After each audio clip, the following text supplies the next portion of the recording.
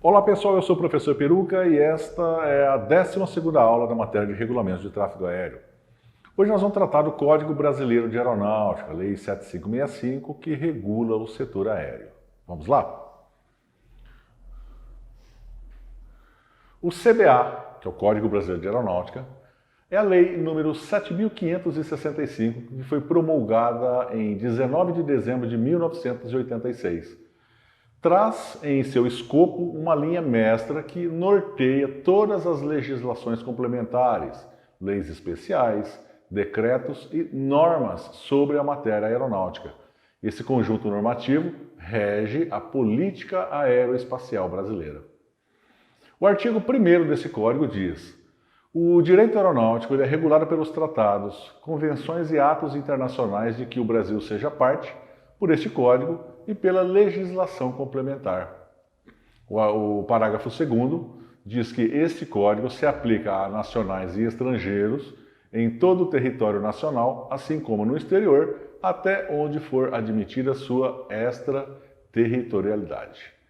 A extraterritorialidade citada significa que o CBA tem fé em todo o território brasileiro e fora do Brasil, onde for aplicado. Bom, pessoal, vamos falar um pouquinho sobre essa questão da extraterritorialidade, né? Existem certas aeronaves, como as aeronaves de Estado e as aeronaves pertencentes às Forças Armadas Brasileiras, que quando estão operando fora do espaço aéreo brasileiro, é considerada ainda território brasileiro.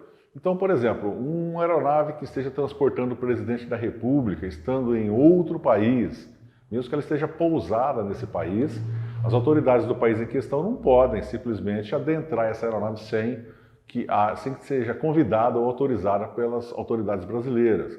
Então significa que aquele espaço, né, que compreende a aeronave brasileira é considerado como sendo espaço brasileiro. Então daí é chamado de extraterritorialidade.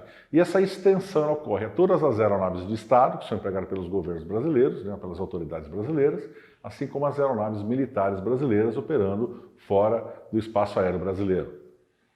Falando de espaço aéreo brasileiro, o artigo 11 diz: o Brasil exerce completa e exclusiva soberania sobre o espaço aéreo acima de seu território e mar territorial.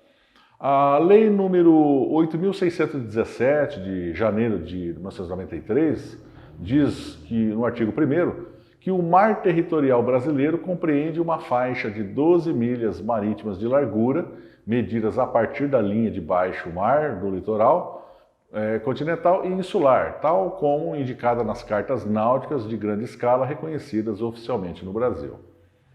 O artigo 2º diz que a soberania do Brasil estende-se ao mar territorial, ao espaço aéreo subjacente, bem como o seu leito e subsolo. A conhecida faixa de 200 milhas náuticas corresponde a uma área chamada de Zona Econômica Exclusiva. Como o próprio nome diz, o Brasil declarou como área exclusiva para exploração comercial. Imagine que uma aeronave hostil pretenda invadir o Brasil pelo Oceano Atlântico.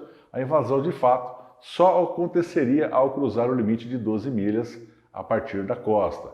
Então, pessoal, na prática, significa que o Brasil exerce, né, o direito de exploração sobre uma faixa de cerca de 200 milhas náuticas além da costa brasileira. Portanto, além das 12 milhas do chamado mar territorial, a gente também exerce a nossa lei, né, se aplica também à faixa da zona econômica exclusiva, que compreende cerca de 200 milhas. Portanto, na prática, significa dizer que qualquer aeronave que adentrasse essa faixa de 200 milhas estaria, então, sim, invadindo o espaço aéreo brasileiro. Consideram-se situados no território do Estado de sua nacionalidade, o artigo 3º, as aeronaves militares, bem como as civis de propriedade ou a serviço do Estado, por esse diretamente utilizados. As aeronaves de outra espécie